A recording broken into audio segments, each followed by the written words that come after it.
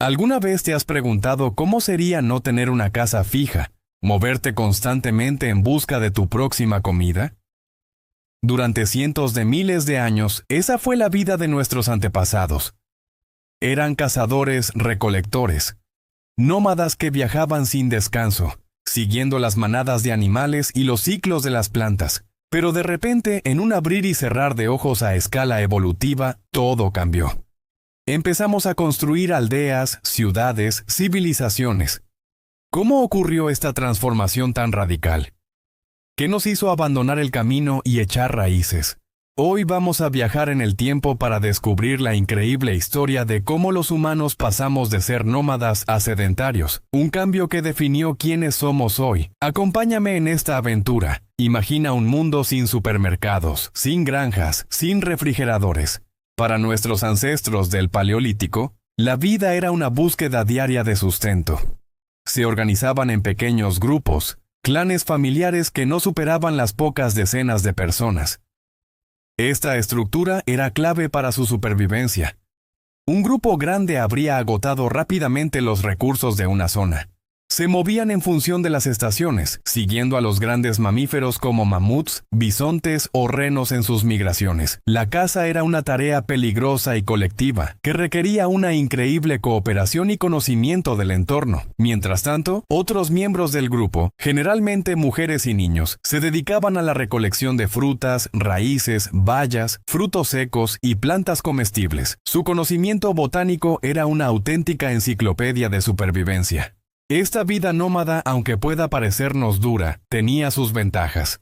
Su dieta era increíblemente variada y nutritiva, mucho más que la de los primeros agricultores. Además, al estar en constante movimiento, era menos probable que sufrieran las epidemias que más tarde asolarían a las poblaciones sedentarias. Vivían en refugios temporales, como cuevas o sencillas chozas hechas con ramas y pieles, fáciles de montar y desmontar. Su mundo era el paisaje entero. No tenían el concepto de propiedad de la tierra. La naturaleza era un hogar compartido, un proveedor generoso pero impredecible. Su única riqueza eran las herramientas que podían cargar, las pieles que los abrigaban y el conocimiento transmitido de generación en generación. Pero este equilibrio milenario estaba a punto de romperse. Hace unos 12.000 años, el mundo comenzó a cambiar. La última edad de hielo llegaba a su fin. Los glaciares se retiraban y el clima se volvía más cálido y estable. Este cambio climático, conocido como el Holoceno, transformó los ecosistemas. Las grandes manadas de megafauna que habían sostenido a los cazadores durante milenios empezaron a disminuir o extinguirse. Pero a cambio surgieron nuevos paisajes, bosques frondosos y praderas fértiles donde antes solo había tundra helada. En estas nuevas condiciones, ciertas plantas, especialmente los cereales silvestres como el trigo, la cebada, el arroz y el maíz, comenzaron a proliferar en abundancia en regiones específicas del mundo. Nuestros antepasados, con su profundo conocimiento del entorno, notaron estos cambios. Vieron que en ciertos lugares la comida, en lugar de moverse, empezaba a crecer bajo sus pies. Este fue el primer paso hacia la sedentarización. Grupos de humanos comenzaron a establecerse temporalmente en estas áreas ricas en recursos, como el creciente fértil en Oriente Medio. Ya no necesitaban recorrer largas distancias. Podían cosechar los cereales silvestres que crecían de forma natural. Aprendieron a procesarlos, a moler el grano para hacer una especie de harina y a almacenarlo para los tiempos de escasez. Este almacenamiento fue una verdadera revolución. Por primera vez, tenían una reserva de comida segura que no dependía del éxito de la caza del día siguiente. Esto les permitió permanecer en un mismo lugar durante más tiempo, construyendo refugios más duraderos y observando con más atención los ciclos de la naturaleza.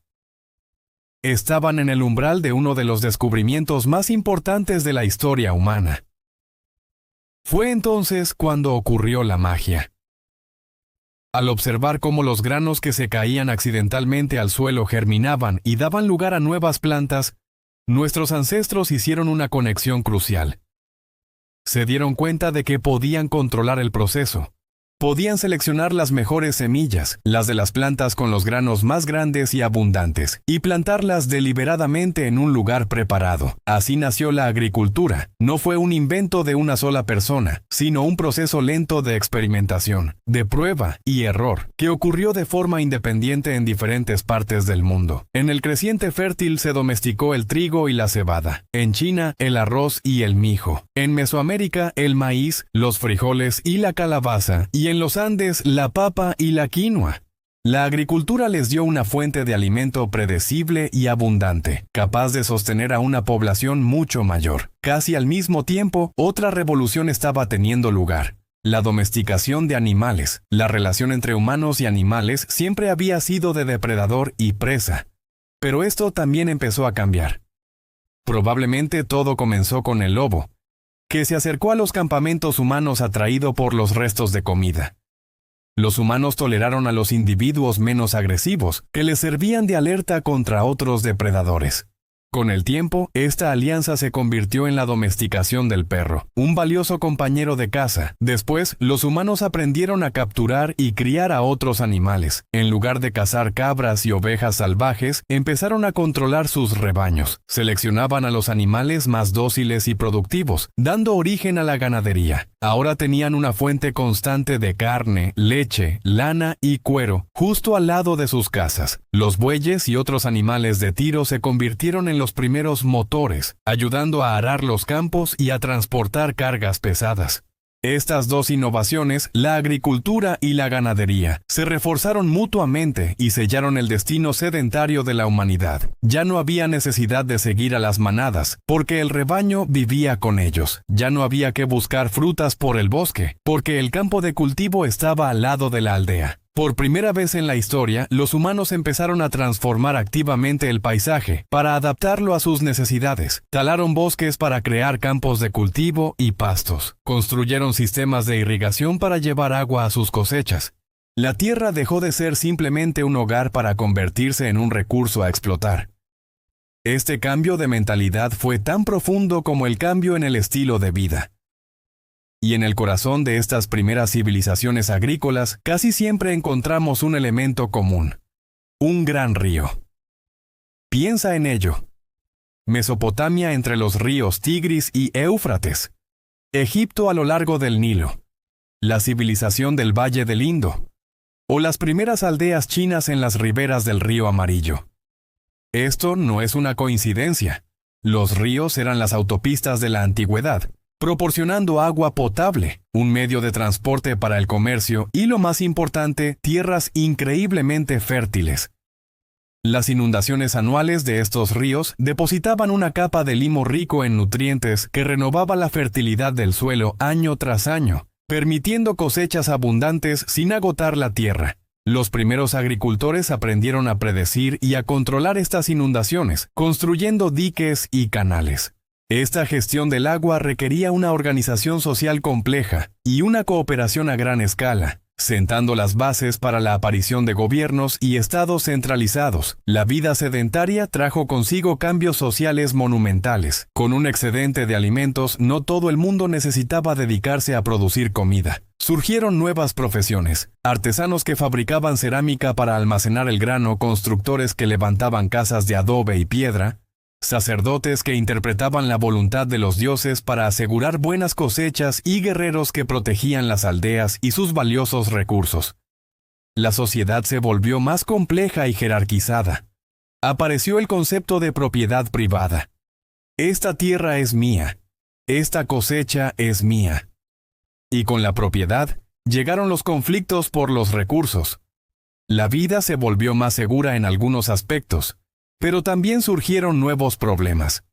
Enfermedades que se propagaban rápidamente en las aldeas densamente pobladas, dietas menos variadas que causaban deficiencias nutricionales y largas y duras jornadas de trabajo en el campo. Pero a pesar de los desafíos, ya no había vuelta atrás. Las comunidades agrícolas podían sostener a poblaciones mucho más grandes, dándoles una ventaja demográfica y militar sobre los grupos de cazadores-recolectores que quedaban. Las aldeas crecieron hasta convertirse en pueblos, los pueblos en ciudades y las ciudades en los primeros grandes imperios de la historia. La escritura nació de la necesidad de llevar un registro de las cosechas y los impuestos.